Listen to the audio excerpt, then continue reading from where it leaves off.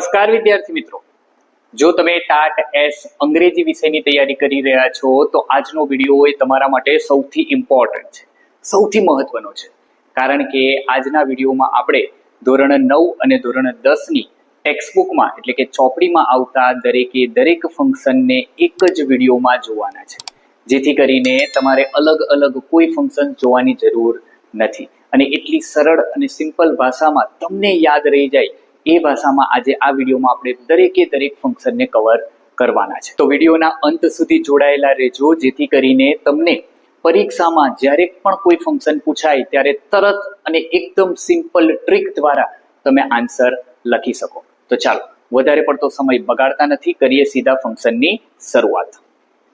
સૌથી પહેલું આપણું જે ફંક્શન છે એ ડિસ્ક્રાઇબિંગ પર્સન. જોજો, સિમ્પલ અને એકદમ ઇઝી વેમાં આપણે જોવાના છે. તમારે ફક્ત ને ફક્ત કેટલાક કીવર્ડ યાદ રાખવાના છે અને એ કીવર્ડના આધારે તમે પરીક્ષામાં સીધા જવાબ લખી શકશો. અને મહત્વનું એ છે કે તમારી ટાટ એસની પરીક્ષામાં કન્ટેન્ટ ઉપરાંત ગ્રામર પૂછાય છે અને ગ્રામરનો ભાર થોડો વધારે હોય છે. એટલે મારું એક સજેશન તમને રહેશે કે તમે ગ્રામર ઉપર ફોકસ વધારે રાખજો. અને આ જ ગ્રામરનો જે એક પાર્ટ છે તો આ શીખવો તમારા માટે અત્યંત જરૂરી છે. સૌથી પહેલું ફંક્શન છે ડિસ્ક્રાઇબિંગ પર્સન. ડિસ્ક્રાઇબિંગ પર્સન એટલે શું? તો કે જ્યાં પર્સનને ડિસ્ક્રાઇબ કરવાનું હોય. આ ફંક્શનમાં વ્યક્તિનું વર્ણન કરવાનું હોય અને એટલે જ કે કોઈ ચોક્કસ વ્યક્તિની વાત થતી હોય. એટલે કહેવાનો મતલબ છે ડિસ્ક્રાઇબિંગ પર્સન. પર્સન એટલે શું થાય? તો કે પર્સન એટલે થાય વ્યક્તિ અને એ વ્યક્તિને ડિસ્ક્રાઇબ કરવાનો છે એટલે વ્યક્તિનું વર્ણન હોય. ઓબ્વિયસ છે, એટલે કોઈ ચોક્કસ વ્યક્તિ વિશેની વાત કરેલી હોય છે. કયા કીવર્ડ યાદ રાખવાના છે? વાક્યમાં હુ આવે, હુમ આવે અને હુઝ આવે. હવે આ વાક્યમાં નોર્મલી આપણે અંગ્રેજી ભાષામાં હુ, હુમ, હુઝ વાક્યની શરૂઆતમાં જોતા હોઈએ. હુ છે, હુમ છે, હુઝ છે, આ બધું ક્યાં જોતા હોઈએ? તો કે વાક્યની શરૂઆતમાં જોતા હોઈએ. પણ આ શરૂઆતમાં નહીં આવે, ક્યાં આવશે? વાક્યની વચ્ચે આવશે. ક્યાં આવશે? વાક્યની વચ્ચે. એટલે આ ખાસ યાદ રાખવાનું છે કે વાક્યની વચ્ચે હુ, હુમ અથવા તો હુઝ આપેલું હોય અને કોઈ વ્યક્તિ વિશેની વાત કરેલી હોય તો એ કયું ફંક્શન છે? તો કે ડિસ્ક્રાઇબિંગ પર્સન છે. એક્ઝામ્પલ જોઈએ. Rohan is the boy who got the first prize. જો રોહન એ છોકરો છે કે જેને ગોટ ધ ફર્સ્ટ પ્રાઇઝ, કે જેને પહેલી પ્રાઇઝ મળેલી છે. તો આ હુ ક્યાં છે? તો કે વાક્યની વચ્ચે છે. The boy who is singing is my brother. The boy એ છોકરો કે જે ગાઈ રહ્યો છે એ મારો ભાઈ છે. શ્રદ્ધા is the girl whose purse કે જેનું પર્સ ચોરાઈ ગયું છે. જોયું તમે? who, whose ક્યાં આવે છે? વાક્યની વચ્ચે આવે છે. એટલે સૌથી મહત્વની વાત છે કે વાક્યની વચ્ચે જ્યારે who, whom, whose વપરાય ત્યારે ડિસ્ક્રાઇબિંગ પર્સન બને છે. વિધિ whom we met was very clever. વિધિ કે જેને અમે મળ્યા હતા એ બહુ જ ક્લેવર છે, બહુ જ હોશિયાર છે. જોયું તમે? who, whom, whose. તો who એટલે કે જે, whom એટલે કે જેને, whose એટલે કે જેનું. ખ્યાલ આવે છે ને? તો કે જેનું એટલે માલિકી દર્શાવે. whom કે જેને, who કે જે. આવા બધા શબ્દો કે જ્યાં વાક્યની વચ્ચે વપરાતા હોય ત્યારે કયું ફંક્શન બને છે? ડિસ્ક્રાઇબિંગ પર્સન બને છે. નેક્સ્ટ જોઈએ. યસ, હજુ પણ આપણને કહે છે આ ઉપરાંત આ ફંક્શનમાં વ્યક્તિનો ગુણ દર્શાવેલો હોય તેવા શબ્દોથી પણ ફંક્શનને ઓળખી શકાય છે. એક વસ્તુ આપણે જોઈ લીધી કે વાક્યમાં જ્યારે હુ, હુમ, હુઝ આવે ત્યારે ડિસ્ક્રાઇબિંગ પર્સન આવે. પણ જો વાક્યમાં હુ, હુમ, હુઝ ન આપેલું હોય ત્યારે એ વ્યક્તિનો શું દર્શાવતો હોય? ગુણ દર્શાવતો હોય. ગુણ એટલે ક્વોલિટી, વ્યક્તિમાં રહેલી ક્વોલિટી દર્શાવતું હોય. Gandhiji was an honest man. જો honest man, Gandhiji was an honest man, Gandhiji એક ઓનેસ્ટ વ્યક્તિ હતા. તો એમનો ગુણ છે ઓનેસ્ટ હોવું. દેટ ઇઝ આપણે એમ કહી શકીએ ક્વોલિટી ઓફ અ પર્સન. ખ્યાલ આવે છે? Next, Vishal is a tall and handsome boy. Tall and handsome આ બંને વ્યક્તિમાં રહેલા ગુણ છે. Neha is a kind and helpful girl. Helpful, kind આ ગુણ છે. The child is a playful and cheerful. Playful, cheerful આ બધું શું છે? તો કે ગુણ છે. Yes. Rohan is a clever and hard working student. Rohan એ હોશિયાર પણ છે અને મહેનતુ છોકરો છે. તો હોશિયાર છે, મહેનતુ છે, આ ઓનેસ્ટ છે, ઊંચો દેખાય છે, હેન્ડસમ દેખાય છે, દયાળુ છે, મદદગાર છે. તો આ બધા શબ્દો શું બતાવે? વ્યક્તિમાં રહેલા ગુણ. તો સિમ્પલ આપણને આ ફંક્શન ખ્યાલ આવી જાય ડિસ્ક્રાઇબિંગ પર્સન કે જ્યારે વાક્યમાં તમને હુસ દેખાય અથવા તો વ્યક્તિનો ગુણ દેખાય ત્યારે તમારે કયું ફંક્શન ચૂઝ કરવાનું છે? તો કે describing person. Next second function ઉપર જઈએ. Describing thing. જે રીતે તમે ડિસ્ક્રાઇબિંગ પર્સન જોયું એ જ રીતે ડિસ્ક્રાઇબિંગ થિંગ. થિંગ એટલે શું? તો કે થિંગ એટલે વસ્તુ. થિંગનો મતલબ શું થાય?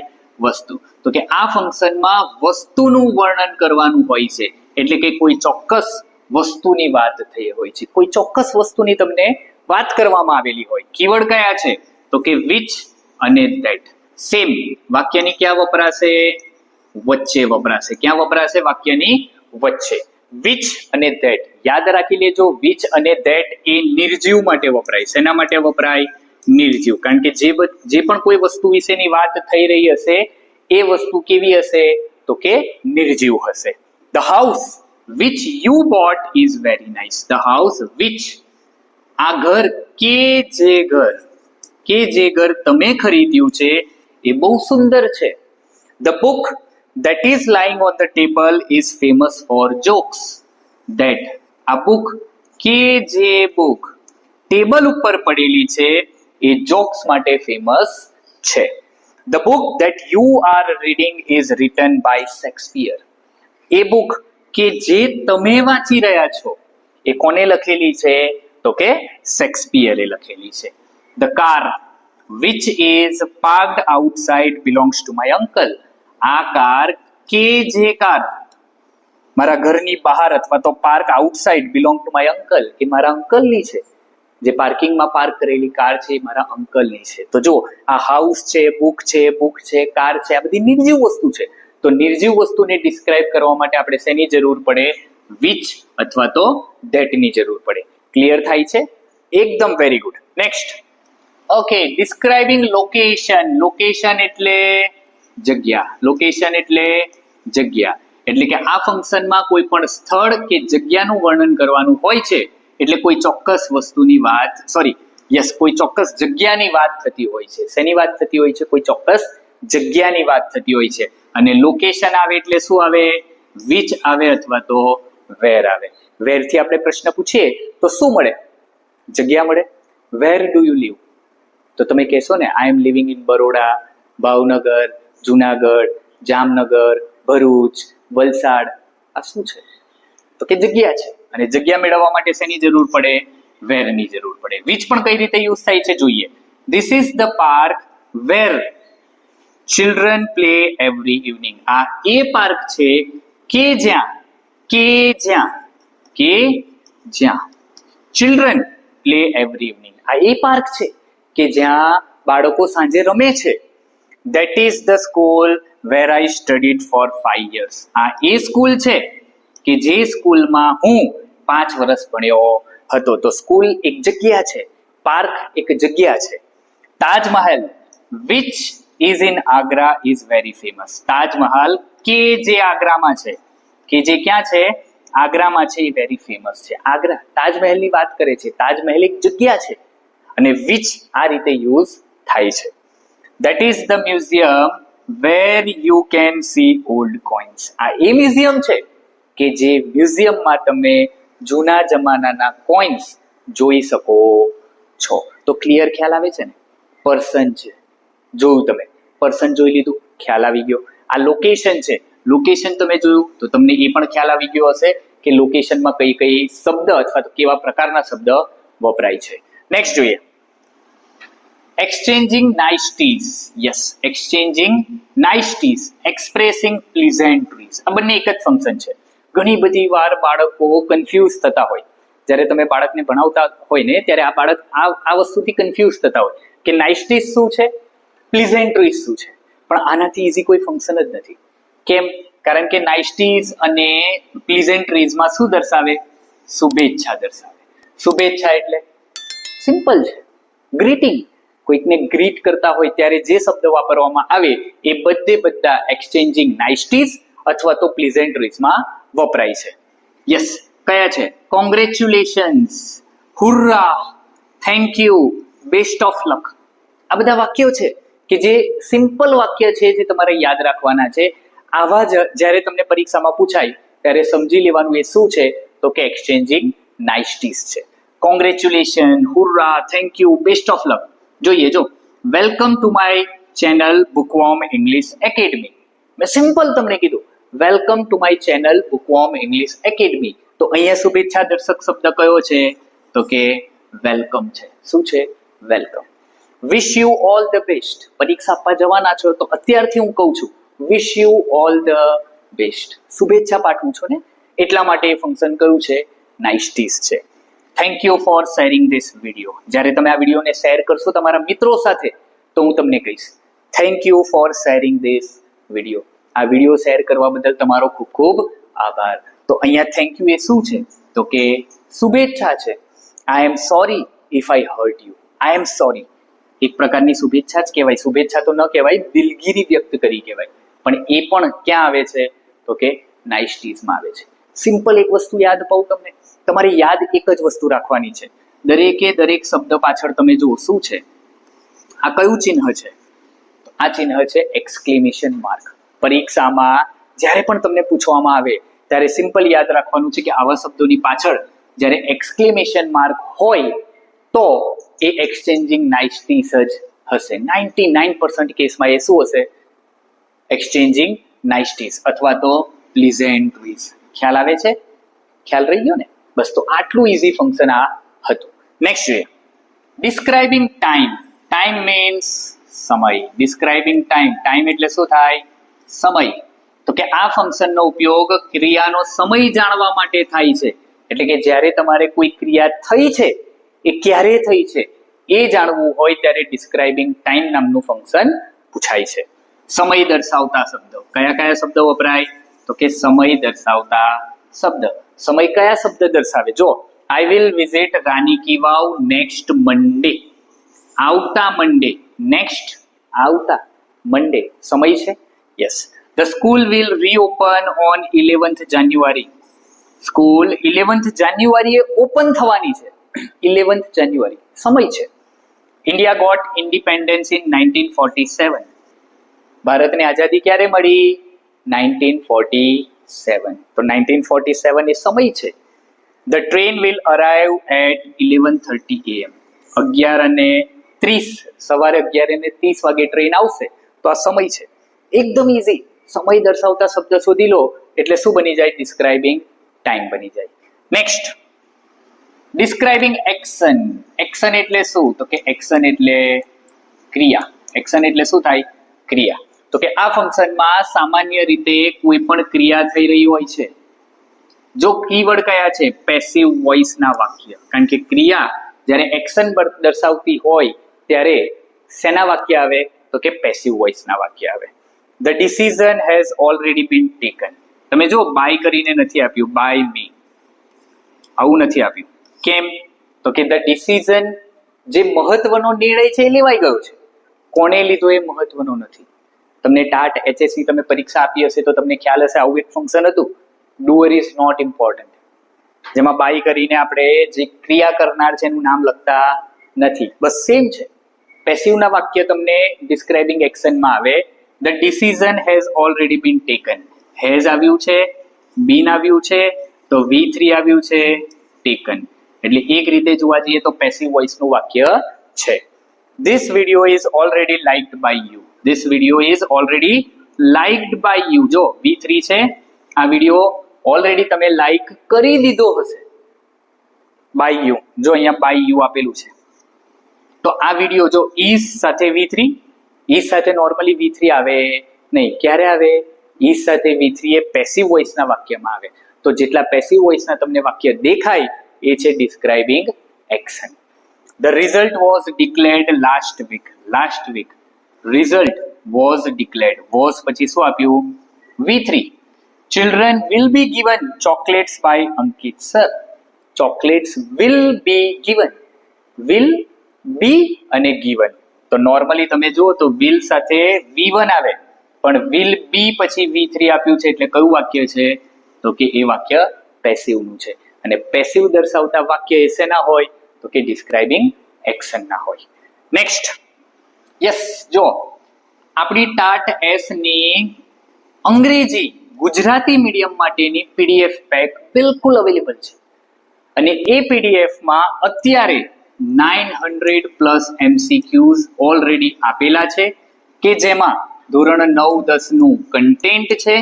તમે અહીંયા જોતા હશો, ધોરણ 9-10 નું એટલે ધોરણ 9 નું કન્ટેન્ટ, ધોરણ 10 નું કન્ટેન્ટ, અંગ્રેજી ગ્રામર, ઇંગ્લિશના પેડાગોજી જેને તમે મેથડ કહો છો, અને સાથે સાથે તમને એક્સ્ટ્રા પીડીએફ્સ પણ આપવામાં આવશે. એટલે પરીક્ષાના સમય આવતા સુધીમાં તમારી પાસે લગભગ 1500 જેટલા MCQs હશે પ્રિપેરેશન કરવા માટે. કારણ કે આપણી જે ટાટ HS માટેની જે પીડીએફ પેક હતી એમાંથી ઘણા બધા પ્રશ્ન પૂછાયેલા છે, અને જેને આ પીડીએફ પેક ખરીદેલી છે એને ખ્યાલ છે કે આપણી પીડીએફ પેકમાંથી કેટલા પ્રશ્ન પૂછાયા છે. તો જો તમે ઓર્ડર ન કરી હોય તો આજે જ તમે ઓર્ડર કરી શકો છો આપણા વોટ્સએપ નંબર ઉપર 7573044561. આપણો વોટ્સએપ નંબર છે, આના ઉપર તમે મેસેજ કરશો એટલે તમને પૂરેપૂરી ડિટેલ મળી જશે. અને આમાંથી ઘણું બધું પૂછાય છે, એટલે કન્ટેન્ટની સાથે સાથે ગ્રામર. યસ, ગ્રામર મેં તમને કીધું જેટલું મહત્વનું ગ્રામર તમારી ટાટ એસની પરીક્ષામાં છે એટલું બીજું કંઈ નથી. એટલે મેઇન ફોકસ તમારા ગ્રામર ઉપર રાખજો. વધારે પડતા પ્રશ્ન ગઈ પરીક્ષામાં ગ્રામરના હતા, તો હું આ વખતે પણ તમને ફક્ત એટલું જ કહીશ કે તમારું ગ્રામર 100% સાચું હોવું જોઈએ. અને આપણી ચેનલ ઉપર ગ્રામરના ઘણા બધા વિડીયોઝ અવેલેબલ છે, તો તમે એ પણ જોઈ શકો છો. ચાલો આગળ વધીએ. Expressing condition. યસ, આ પણ આવે છે ધોરણ 9-10 ની ટેક્સ્ટ બુકમાં. આ પણ છે એક્સપ્રેસિંગ કન્ડિશન, જે હાયર સેકન્ડરી માટે વપરાતા હોય, પરંતુ આનો આપણે ડિટેલમાં વિડીયો બનાવેલો છે. આપણી ચેનલ ઉપર ડિટેલમાં વિડીયો છે એક્સપ્રેસિંગ કન્ડિશનનો, તમે એ પણ જોઈ શકો છો. ટાટ HS માટે આપણે ઓલ ફંક્શનનો એક વિડીયો બનાવેલો છે, તમે એ પણ જોઈ શકો છો. એમાં પણ આપણે ડિટેલમાં સમજાવ્યું છે. અહીંયા શું કહેવા માંગે છે? Expressing condition. કન્ડિશન એટલે શું? તો કે કન્ડિશન એટલે શરત. અને શરત આવે તો શું આવે? જો તો, અથવા તો જો નહીં તો. તો કે આ ફંક્શનમાં સામાન્ય રીતે શરત દર્શાવવામાં આવેલી હોય. શરત કેવી? તો કે ઇફ થી અથવા અનલેસ થી. બહુ ડિટેલમાં તમને અહીંયા પૂછાતું નથી, પણ યાદ રાખજો તમારી ટાટ એસ ની પરીક્ષા એ 9-10 માંથી પૂછાય છે, પણ જે લેવલ છે એ 11-12 ધોરણ સુધીનું જ હશે. એટલે ડેફિનેટલી તમારે બધી પૂરેપૂરી પ્રિપેરેશન સાથે પરીક્ષા આપવા જવું પડશે. If you work hard you will pass. યાદ એટલું જ રાખવાનું છે કે વાક્યમાં ઇફ આપેલું છે, આગળ વર્તમાન કાળ છે, તો પાછળ તમારા માટે ભવિષ્યકાળ હોવો જોઈએ અને હોવો જોઈએ, ત્યારે જ આ શરત બને છે. ઇફ યુ વર્ક હાર્ડ, તમે જુઓ વર્ક એ V1 છે, તો વર્તમાન કાળ થયું. You will pass the exam. જો તમે મહેનત કરશો તો તમે પરીક્ષામાં પાસ થશો. પરીક્ષામાં સીધા કોઈ ઉદાહરણ નથી પૂછાવાના, તમારે કન્સેપ્ટ યાદ રાખવાનો છે. ફરીવાર કહું છું, કન્સેપ્ટ યાદ હશે તો આ ફંક્શન ક્યારેય નહીં ભૂલાય. બેઠા ક્યારેય પણ કોઈ દિવસ ઉદાહરણ આવવાના નથી પરીક્ષામાં અઘરું ઉદાહરણ આવશે, પરંતુ અઘરું ઉદાહરણ તો પણ તમને આવડી જશે જો તમને કન્સેપ્ટ ખ્યાલ હશે. અનલેસ યુ સિટ ક્વાઇટલી, જો તમે શાંતિથી નહીં બેસો તો, આનો મિનિંગ નકાર થાય ને, એટલા માટે જો તમે શાંતિથી નહીં બેસો તો I will send you out, તો હું તમને બહાર મોકલી દઈશ. અનલેસ એટલે જો નહીં તો, ઇફ એટલે જો તો, અને પાછું ઇફ નોટ કરો છો, ઇફ નોટ, તો એ અનલેસ બરોબર થઈ જાય. કોના બરોબર થઈ જાય? અનલેસ બરોબર થઈ જાય. If I will teach you you will learn this topic. જો હું તમને આ ટોપિક શીખવાડીશ તો તમે આ ટોપિક શીખી જશો. Unless Mister Patel come I will teach you. જો મિસ્ટર પટેલ નહીં આવે તો જ હું તમને શીખવાડીશ. જો મિસ્ટર પટેલ આવી જશે તો હું તમને શીખવાડીશ નહીં. ખ્યાલ આવે છે? તો આટલું સિમ્પલ તમને પૂછાય છે. કન્ડિશન ઇન ધ પાસ્ટ એ અહીંયા આવતી નથી. આગળ, describing process, one of the easiest functions I have ever scene. Describing process. Process એટલે શું? પ્રક્રિયા, કોઈક વસ્તુ બનાવવાની જે પ્રક્રિયા હોય એને કહેવાય ડિસ્ક્રાઇબિંગ પ્રોસેસ. આ ફંક્શનમાં કોઈ ક્રિયા કેવી રીતે કરવી તેની ક્રમ અનુસાર પ્રક્રિયા દર્શાવેલી હોય છે. એટલે કોઈ ક્રિયા આપણે કરતા હોય, લીંબુ શરબત બનાવવું છે તો લીંબુ શરબત બનાવવાની પ્રોસેસ કઈ છે એ દર્શાવે. ખ્યાલ આવે છે? ચા બનાવવી છે તો ચા કઈ રીતે બનાવાય એની પ્રોસેસ સમજાવે. વર્બ થી શરૂ થયેલા વાક્ય, બે વાક્યોની વચ્ચે એન્ડ આવે. જો આ એક તમારા માટે કી પોઈન્ટ યાદ રાખજો. વર્બ થી વાક્યની શરૂઆત થાય, સબ્જેક્ટ થી વાક્યની શરૂઆત ન થાય. શેનાથી થાય? વર્બ થી વાક્યની શરૂઆત થાય અને બે વાક્યની વચ્ચે મોસ્ટ પ્રોબેબલી એન્ડ આપેલું જ હોય. ટેક અ ગ્લાસ, ટેક એ વર્બ કહેવાય. Take a glass of water and add some sugar. Glass લો, સુગર એડ કરો.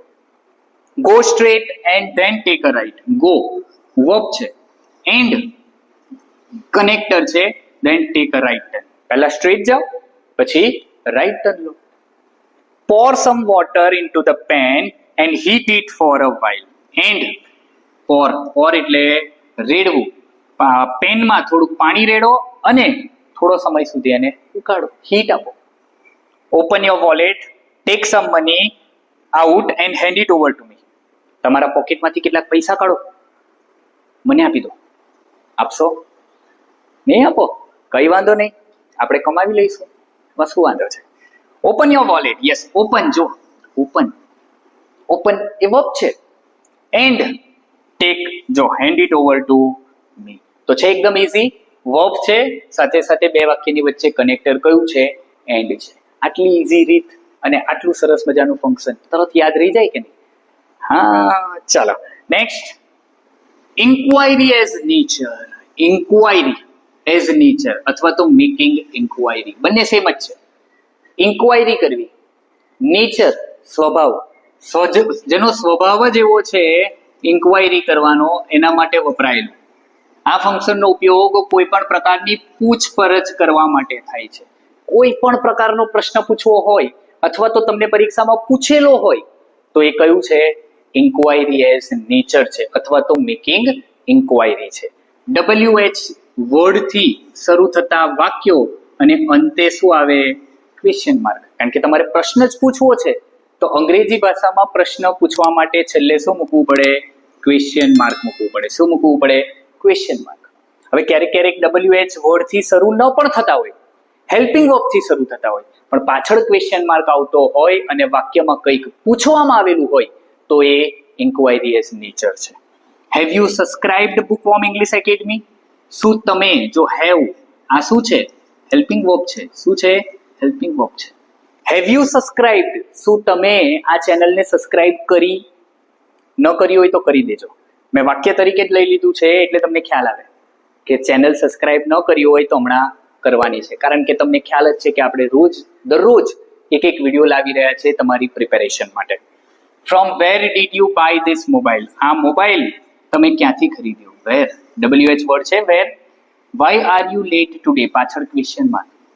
Y. How are you? How પાછળ question mark. Where did you buy this TV from? Where did you buy this panel from? Where did you buy this lights from? Where did you buy this mobile from? આ બધા WH word છે અને એ WH word અને inquiry કરવામાં આવે જેનો જવાબ તમને મળી શકે એમ હોય એ દરેકે દરેક ઇન્ક્વાયરી એઝ નેચર છે. Next, showing contrast. Again contrast એટલે વિરોધાભાસ. કોન્ટ્રાસ્ટનો મતલબ શું થાય? વિરોધાભાસ.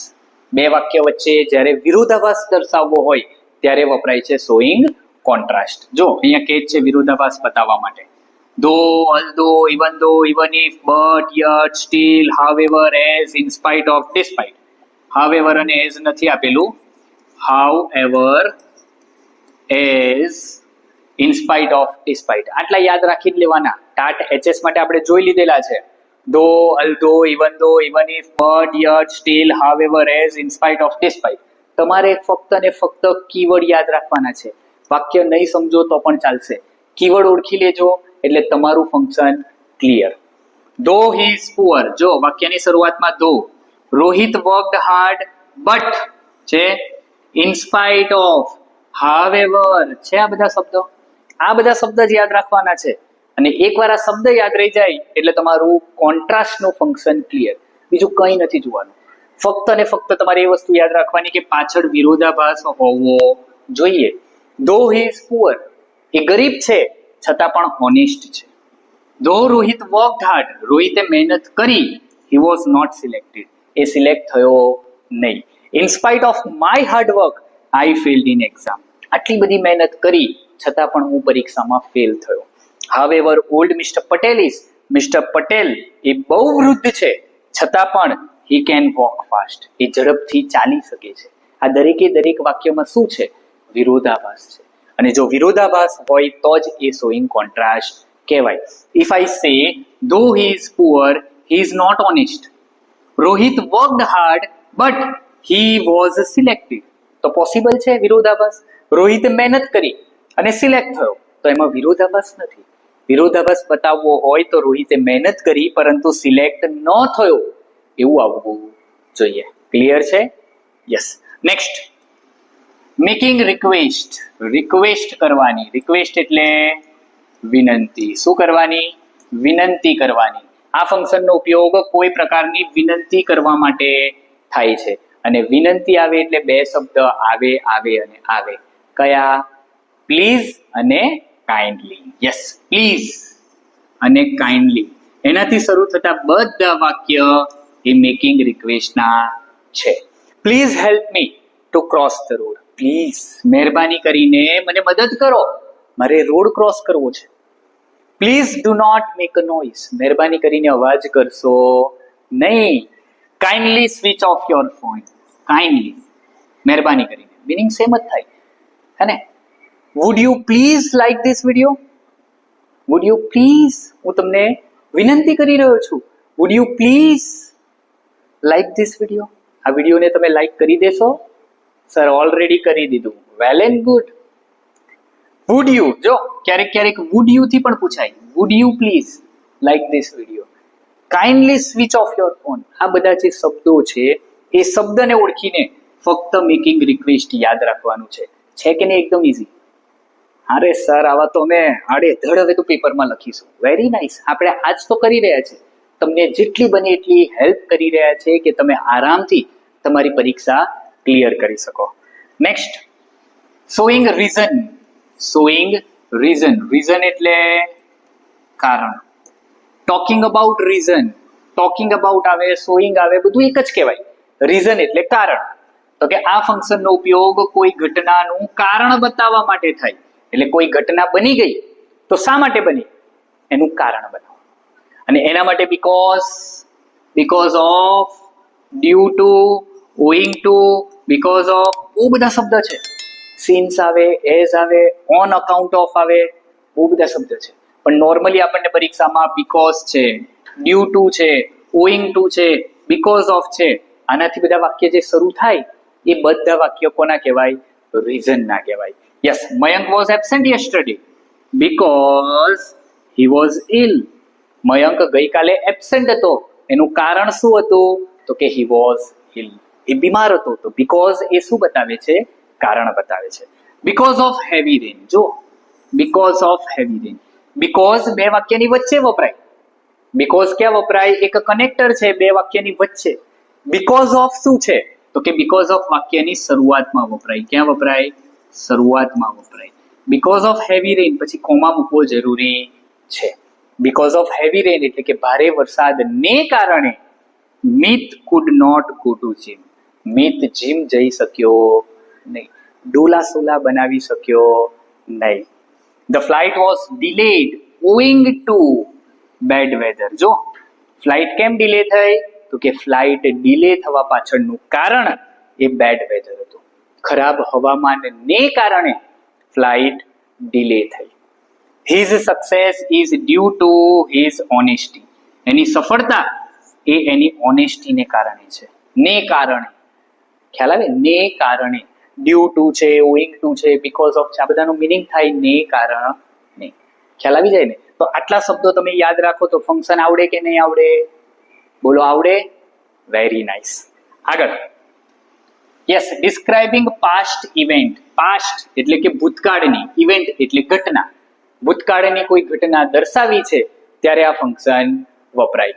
જો ભૂતકાળમાં થયેલી કોઈ ક્રિયા વિશે વાત કરેલી હોય એટલે કયું વાક્ય હોય? તો કે ભૂતકાળનું વાક્ય હોય અથવા વાક્યમાં V2 શોધવું. કયું વર્બ? V2. જો V2 ન ખબર પડતી હોય તો નોર્મલ ed આપેલું હોય, પાછળ શું આપેલું હોય? ed. વર્બની પાછળ ed આપેલું હોય 99% કેસમાં એ શું કહેવાય? તો કે V2. હવે ક્યારેક ક્યારેક એવા વર્બ આવે જેવા કે સિંગ. સિંગનું V2 શું થાય? સેંગ થાય. શું થાય? સેંગ. તો આવા ed વાળા વર્બ આવા ન પણ હોઈ શકે. અને રેગ્યુલર ઇરેગ્યુલર વર્બ્સ કહેવાય. શું કહેવાય? Regular irregular verbs. ઓકે, જો વિધિ celebrated his birthday last month. Celebrated, તમે જુઓ પાછળ ed લાગેલું છે, V2 છે, હિઝ બર્થડે લાસ્ટ મંથ. તો આ વાક્ય પાસ્ટ ઇવેન્ટનું થઈ ગયું. The boys did not play cricket yesterday. Yesterday જોઈને તમને ખ્યાલ આવે કે આ કયું ફંક્શન છે? તો કે describing past event. Manoj participated in basketball last week. આ લાસ્ટ વીક પણ છે. પાર્ટિસિપેટેડ એ V2 પણ આપેલું છે. Shruti made a wonderful painting. Made, make નું શું થાય? મેક, એનું શું થાય? મેડ. તો મેડ એ શું છે? તો કે V2 છે. ખ્યાલ આવે છે?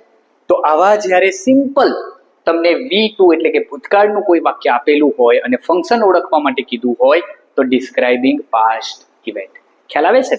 ચલો નેક્સ્ટ, એક્સપ્રેસિંગ પોસિબિલિટી. પોસિબિલિટી એટલે શક્યતા.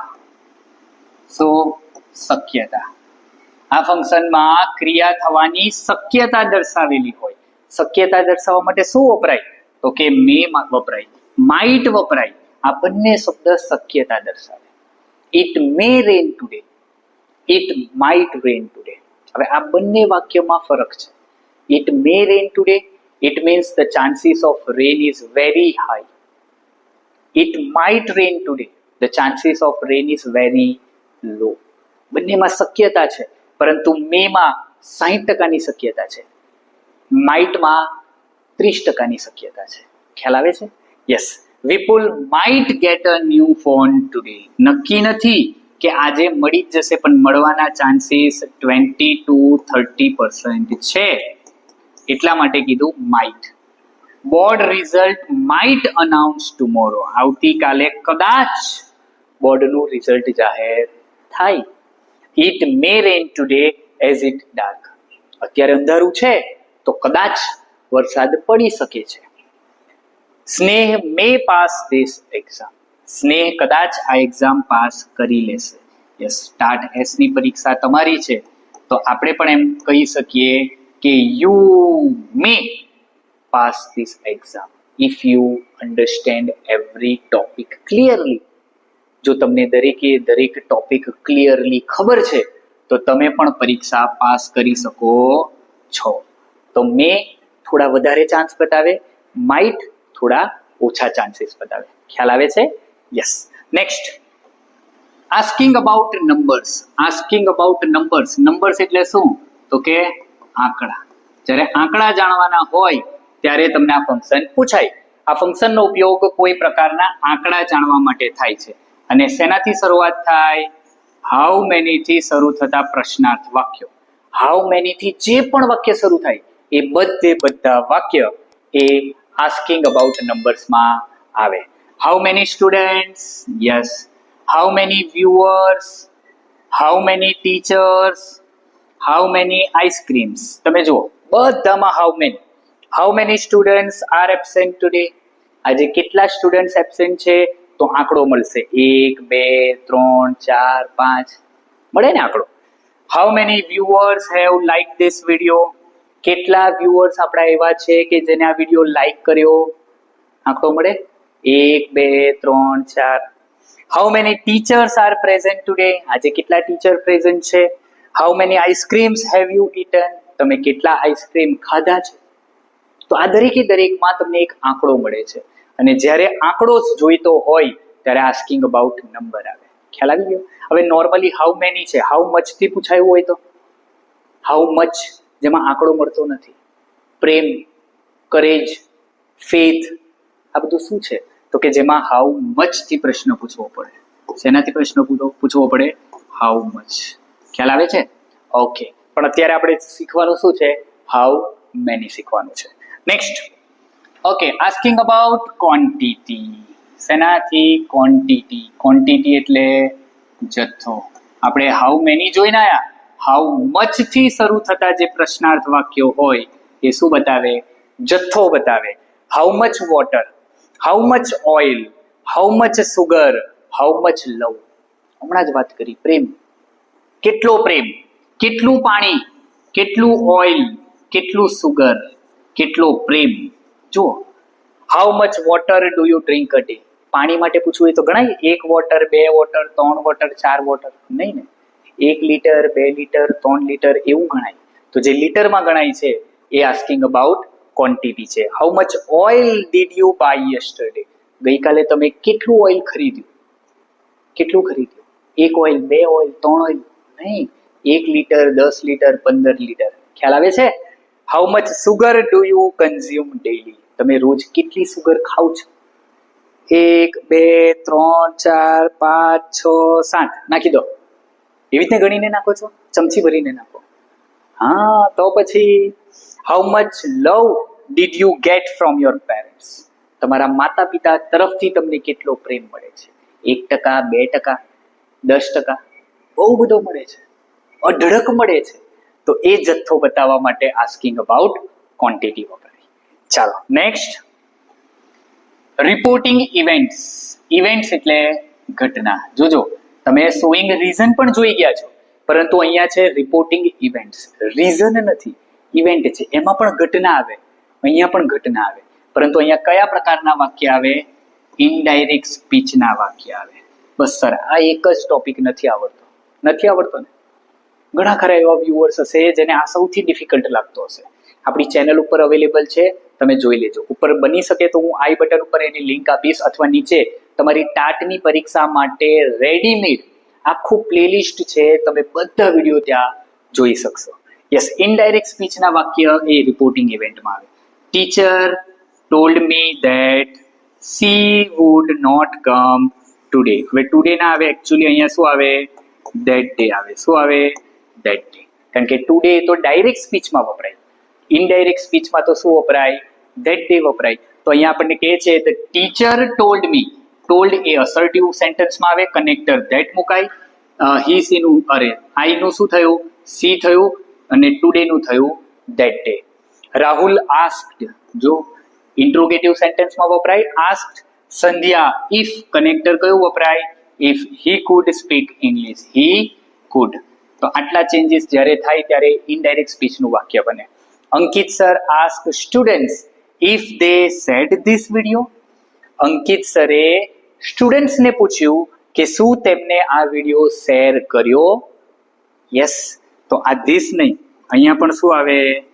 ધેટ આવે. શું આવે? That. Mox requested Maya to open the book. Requested કયા પ્રકારનું વાક્ય છે? ઇમ્પેરેટિવ, આજ્ઞાર્થ વાક્ય. અને આજ્ઞાર્થ વાક્ય હોય તો વાક્યમાં શું આવે? રિક્વેસ્ટેડ આવે. જો તમને એના નિયમ ખ્યાલ હોય તો આ રિપોર્ટિંગ ઇવેન્ટ્સ નામનું ફંક્શન તમારા માટે અઘરું નથી. ચાલો આગળ વધીએ. Expressing manner. મેનર એટલે શું? કોઈ ક્રિયા કરવાની રીત. આ ફંક્શનનો ઉપયોગ કોઈ ક્રિયા કેવી રીતે થઈ છે તે જાણવા માટે થાય. અને શબ્દના અંતે ly આપેલું હોય. ખાસ યાદ રાખજો, આ એક ટ્રીક છે યાદ રાખવાની, કે શબ્દના અંતે ly આપેલું હોય. મોસ્ટ ઓફ ધ કેસમાં તમને શબ્દના અંતે ly આપેલું હોય તો એ મેનર કહેવાય. શ્લોક આન્સર વેરી ફાસ્ટલી. શ્લોકે આન્સર આપ્યો, પણ કેવો? ઝડપથી આન્સર આપ્યો. શેનાથી? ઝડપથી. તો એ ઝડપ એ શું છે? તો કે મેનર છે. પાછળ તમે જુઓ તો ly છે ને? Okay. Mister Sharma speaks very fluently. Rohit played pull shot very nicely. Rohit એ પુલ શોટ વેરી નાઇસલી, બહુ સારી રીતે રમે છે ને. એકચ્યુઅલી આમ આવે હે ને, પુલ શોટ. આ તો સ્કૂપ થયું ને. Pull shot very nicely. Kohli drives very wonderfully. Drives very wonderfully. ક્રિકેટમાં રસ હોય તો તમને ખ્યાલ આવે ડ્રાઇવ કોને કહેવાય, પુલ કોને કહેવાય. આપણને ક્રિકેટમાં રસ છે એટલે આવા ઉદાહરણ મેં અહીંયા લીધેલા છે. આઈ હોપ સો કે તમને પણ હોય. તો યસ, જો પાછળ બધામાં એલવાય એલવાય એલવાય એલવાય અને વાક્યના અંતે એલવાય હોય તો ડેફિનેટલી એ શું છે? એક્સપ્રેસિંગ મેનર છે. આગળ વધીએ. Expressing ability. એબિલિટી એટલે શું? તો કે તમારામાં રહેલી ક્ષમતા. શું? ક્ષમતા. તમે શું કરી શકો છો એ દર્શાવવા માટે એક્સપ્રેસિંગ એબિલિટી બતાવાય. I can swim. યસ, તો એ તમારી એબિલિટી છે. જો અહીંયા લખે છે કેન કુડ વાળા વાક્ય. જ્યારે કેન અને કુડ વાળા વાક્ય વાપરવામાં આવે ત્યારે એ શું બને? તો કે એક્સપ્રેસિંગ એબિલિટી બને. You can easily subscribe this channel. તમે બહુ આરામથી આ ચેનલને સબસ્ક્રાઇબ કરી શકો છો. Veer could not swim in deep water. Veer ઊંડા વોટરમાં તરી શકતો નથી. Could not swim. Anju can speak fluently in English. અંગ્રેજીમાં અંજુ બહુ ફટાફટ બોલે છે, ફ્લુઅન્સી છે એને. Rahul can make a century today. Rahul can. રાહુલમાં એક ક્ષમતા છે, એ એબિલિટી છે, એ પોટેન્શિયલ છે કે એ આજે સેન્ચુરી મારી શકે એમ છે. તો કેન અને કુડ આવતા શબ્દો એ એક્સપ્રેસિંગ એબિલિટીના કહેવાય. યાદ રહી જશે? Yes. Next, expressing purpose. Purpose એટલે શું થાય? હેતુ. શું થાય? હેતુ અથવા ઈરાદો. આ પણ હાયર સેકન્ડરીમાં આવે છે. યસ, આ ફંક્શનનો ઉપયોગ કોઈ ક્રિયાનો હેતુ કે ઈરાદો જાણવા માટે થાય છે. બહુ બધા શબ્દ છે, યાદ રાખવાના. સો ધેટ છે, ધેટ છે, ઇન ઓર્ડર ધેટ છે, ટુ છે, ઇન ઓર્ડર ટુ છે, વિથ અ વ્યૂ ટુ છે, ફોર છે. અને આનું ટાટ એચએસ ની પરીક્ષામાં એક આવ્યું હતું, એક વાક્ય હતું ને, વિથ અ વ્યૂ ટુ વાળું વાક્ય હતું ટાટ એચએસ ની પરીક્ષામાં. ખ્યાલ છે? ઓકે, તો so that, that, in order that, આટલા પછી V1, to in order to પછી V1, with a view to for પછી V4. હવે અહીંયા V1 લખ્યું પણ વાક્યમાં શું આવે? સબ્જેક્ટ આવે, સાથે કેન કુડ આવે. શું આવે? સબ્જેક્ટ સાથે કેન કુડ. આપણે થોડું વ્યવસ્થિત લખી દઈએ જેથી કરીને તમને ખ્યાલ આવે. શું આવે? તો કે કર્તા આવે એટલે કે સબ્જેક્ટ આવે, સાથે કેન અથવા કુડ આવે અને પછી V1 આવે. ક્યાં? સો ધેટ, ધેટ અને ઇન ઓર્ડર ધેટમાં. ટુ અને ઇન ઓર્ડર ટુ પછી V1 આવે અને વિથ અ વ્યૂ ટુ અને ફોર પછી V4 આવે. જોઈએ, Ram went to Canada in order two. In order to પછી ઓન. જો V1 છે. રામ કેનેડા શા માટે ગયો? પૈસા કમાવા માટે ગયો. Mummy went to market for buying vegetables. For અને ફોર પછી ING વાળું રૂપ એટલે V4.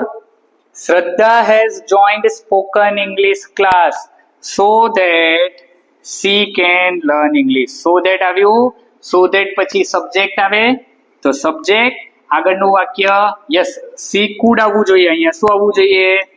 કુડ આવવું જોઈએ. કેમ? કારણ કે આગળ ભૂતકાળ છે, તો ભૂતકાળ હોય તો could learn English. Vraj run fast, ran fast to get the first rank. To પછી શું મૂક્યું છે? V1. તો ખ્યાલ આવે ને? આટલા સિમ્પલ છે.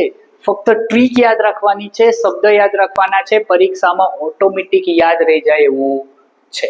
Yes, that's it. આટલા ફંક્શન હતા કે જે ફંક્શન આપણે આ વિડીયોમાં કવર કરેલા છે. તો આ વિડીયો તમને કેવો લાગ્યો એ નીચે કમેન્ટ બોક્સમાં કમેન્ટ કરીને જરૂરથી જણાવજો. આઈ હોપ સો કે તમે છેલ્લે સુધી વિડીયો જોયો છે તો વિડીયોને લાઈક કરી દીધો હશે અને તમારા બીજા મિત્રો સુધી પણ આ વિડીયોને પહોંચાડજો જેથી કરીને એને પણ તમે થોડી ઘણી મદદ કરી શકો. તો આવા જ બીજા વિડીયો જોવા માટે ચેનલને સબસ્ક્રાઇબ પણ કરી લેજો. ફરીવાર મળીશું એક સરસ મજાના બીજા વિડીયો સાથે. ત્યાં સુધી જય હિન્દ.